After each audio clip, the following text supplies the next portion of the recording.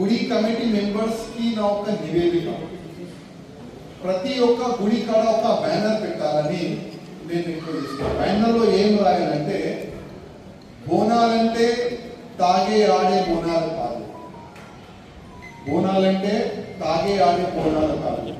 కానీ ఇవాళ మనం చూస్తున్నాం, చాలా వరకు మన యువకులు 18 years కానీ 19 years కానీ 20 years కానీ పిల్లలు బోనాలంటే తాగాలి, ఆడాలి, డ్యాన్స్ చేయాలి, వాళ్ళ మైండ్లో ఆ విధంగా కూర్చొని పోయింది.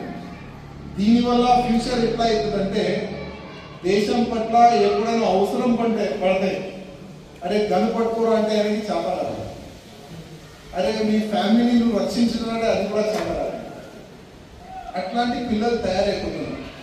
మొత్తం పిల్లలు వేరే మార్గంలో వెళ్ళిపోతున్నారు.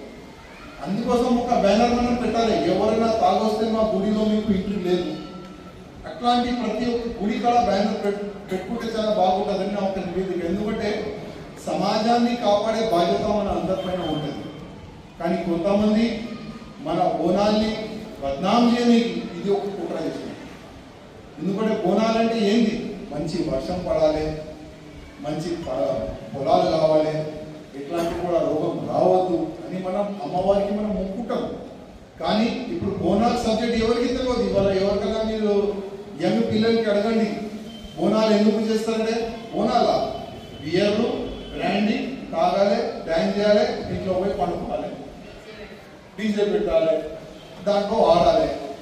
ఇదే పిల్లలకి అలవాటు అయిపోతుంది. ఇప్పుడు ఇవాళ పిల్లలకి అదే అలవాటు అయితే మళ్ళీ వాళ్ళ పిల్లలు ఎక్కడ పోతారు.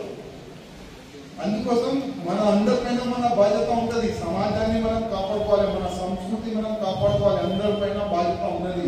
అందుకోసం ఒక్కొక్క బ్యానర్ మనం పెట్టాలని కమిటీ మెంబర్స్ రిక్వెస్ట్ చేస్తున్నాం. అదేవిధంగా ఇవాళ ఈ Subscribe us and press the bell icon for more interesting updates.